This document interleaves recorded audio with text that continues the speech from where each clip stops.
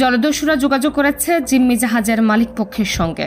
ভারত মহাসাগরে জিম্মি জাহাজ এমভি আবদুল্লাহর মালিক পক্ষের সঙ্গে সোমালিয়ার জলদস্যুদের যোগাযোগ শুরু হয়েছে, তবে এখনও কোনো মুক্তিপণ দাবি করা হয়নি জলদস্যুরা।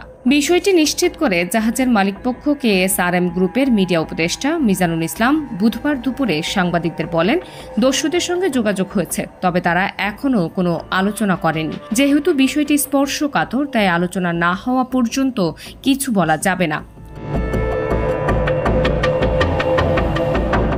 এর আগে গত 12 মার্চ দুপুরে KSRM এর মালিকানাধীন SR শিপিং এর জাহাজটি জিম্মি করে সোমালিয়ার দস্যুরা। সেখানে থাকা 23 নাবিককে একটি কেবিনে আটকে রাখা হয়। আটকের পর জাহাজটিকে সোমালিয়ার উপকূলে নিয়ে যাওয়া হয়। 2 দফায় স্থান পরিবর্তন করে জাহাজটিকে সবশেষ সোমালিয়ার গদফজিরান উপকূলের কাছে নোঙর করে রাখা হয়।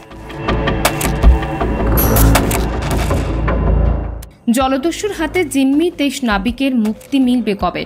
এক ডিভাইসের তথ্যে জলদস্যুর কবলে 23 বাংলাদেশে।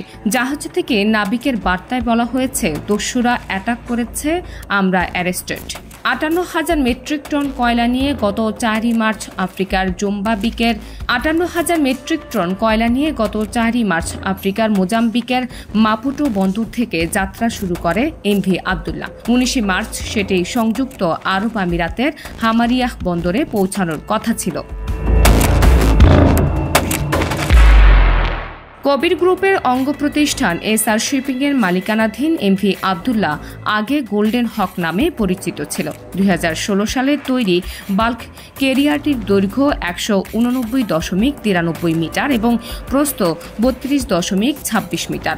গত বছর জাহাজটি SR শিপিং কিনে নেয়। বিভিন্ন ধরনের পণ্য নিয়ে আন্তর্জাতিক রুটে চলাচলকারী এরকম মোট 23টি জাহাজ আছে কবির গ্রুপের বহরে।